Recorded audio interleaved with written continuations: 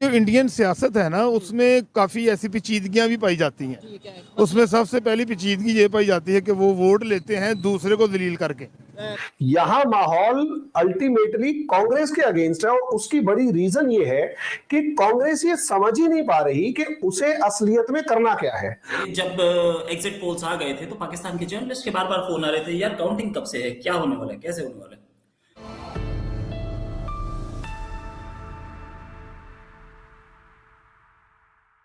दोस्तों, हाल ही में भारत के 4 राज्यों में इलेक्शन के रिजल्ट आ चुके हैं, जिनमें से 3 राज्यों में बीजेपी ने धमाकेदार तरीके से जीता है, जिसे देख पाकिस्तानियों में खलबली मच गई है कि मोदी कहीं 2024 के लोकसभा इलेक्शन में फिर से न जीत जाए।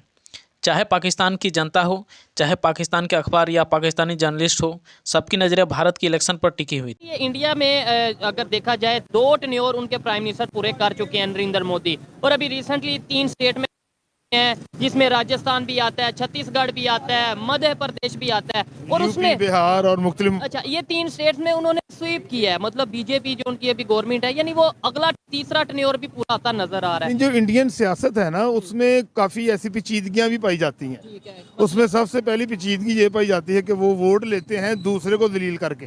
सुबह से या एक दिन पहले से जब एग्जिट पोल्स आ गए थे तो पाकिस्तान के जर्नलिस्ट के बार बार फोन आ रहे थे, यार काउंटिंग कब से है, क्या होने वाला है, कैसे होने वाला है। जैसे जैसे बीजेपी जीत की ओर बढ़ती चली गई, फोन आने कम होते चले गए, और एक टाइम जब बिल्कुल क्लियर हो गया कि बीजेपी 3 स्टेट्स में जीत रही है तो फोन आने बंद हो गए। बहुत मातम की सिचुएशन मैं नहीं बोलूंगा, लेकिन सिचुएशन मातम से भी कम नहीं। लेकिन एक चीज है कि ये देखने वाली बात है कि क्यों इतना इंटरेस्ट था इन इलेक्शंस में और मोदी की हार में या बीजेपी की हार में, और अब क्यों पाकिस्तानी सारे जर्नलिस्ट जितने भी चैनल हैं, कोई भी एक खबर भी नहीं चला। दूसरा, उनकी फौज और उनकी जो जमहूरियत पार्टी है ना, जो नाम की जमहूरियत बता रहे हैं, वो उनमें गठजोड़ है। ठीक है। अच्छा, वो नाम की जमहूरियत बता रहे हैं आपके बकौल, मतलब वैसे तो वो दुनिया की सबसे बड़ी जमहूरियत डेमोक्रेसी वो है, लेकिन अगर नाम किया तो 76 साल में आज तक वहाँ पे मार्शल क्यों नहीं लगा। फिर दूसरे नंबर पे आपने बोला कि भाई वो इन किसी के अगेंस्ट बात करके वोट लेते हैं। आपको नहीं लगता अगर अगेंस्ट बात करके वोट लेना होता तो हम भी यहाँ हर इलेक्शन में कहते हैं कश्मीर फतह कर लेंगे, ये कर लेंगे, वो कर लेंगे, तो हमें भी वोट मिलते, हम भी जो सा 5 साल पूरे कर देता। कश्मीर का नारा लगा, अपना उगाओ अपना खाओ, मुल्क संवारो, ये नारे चलते आ रहे हैं। वोट को इज्जत दो, नया पाकिस्तान, ये सारे नारे हैं हमें बेवकूफ बनाने के लिए। नहीं, रश है। अगर हम नेबर की आपने बात की है, या अगर हम बात करते हैं, वो कैसे दुनिया की 5वीं बड़ी इकॉनमी बन गए हैं। वो भाई भी देखें, जो आदमी अपने मुल्क के लिए ठीक है ना, इधर से रेमंड डिवस लेके गया अमेरिका, एक आदमी की खातर उसने हमारी पूरी हुकूमत को उल्टा आगे रख दिया। तो उसमें खैर पाकिस्तान में तो मेरे ख्याल है आप लोग बहुत ज्यादा खुशी नहीं मनाई गई होगी, इसलिए कि मुझे नहीं पता कि मोदी जी के साथ प्रॉब्लम क्या है हम लोगों को। ये जैसे मुझे पता लगेगा मैं आप लोगों को बता दूंगी, फिलहाल मुझे नहीं पता। एंटी माइंडसेट जो है ना, खासकर चाहे वो कांग्रेस के अगेंस्ट, बड़ी दुनिया भर में जहां भी आप देख रहे हैं वहां पर रूलिंग पार्टी के जो अगेंस्ट होता है ना, वो एंटी इनकम्बेंसी होती है। यहां बड़ा अजीब सा माहौल है।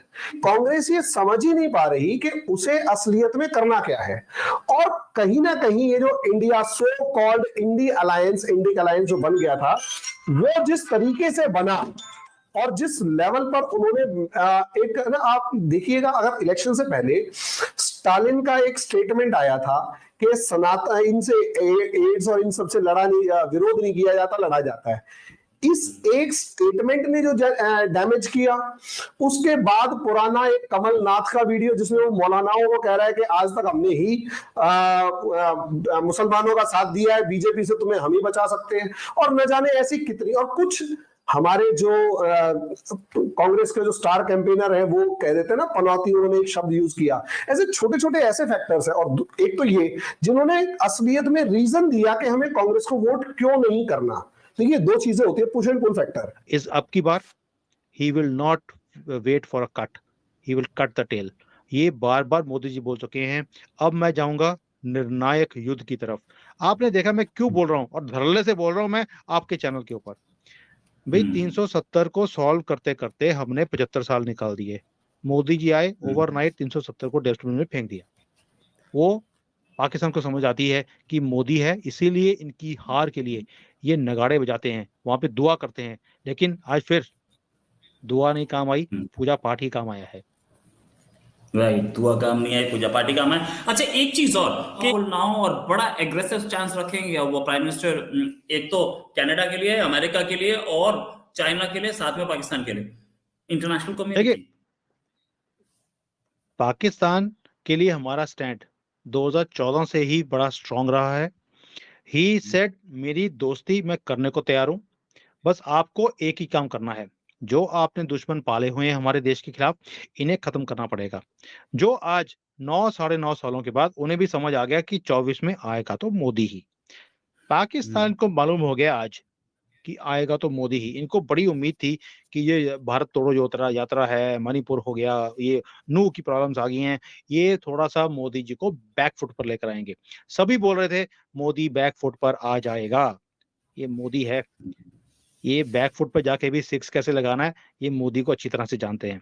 मोदी जी का आपने एक स्टाइल देखा होगा रोहित भाई, ये टेम्परेचर को गर्म रखते हैं, क्योंकि नीचे आंच के ऊपर बंदे को बिठाया होता है और तेज करते रहो आग को, वो इतना गर्म हो जाता है कि आदमी उछलता रहता है। पाकिस्तान का वही हाल किया है और ये टेम्परेचर मोदी जी कम नहीं करने वाले, ये बढ़ता जाएगा।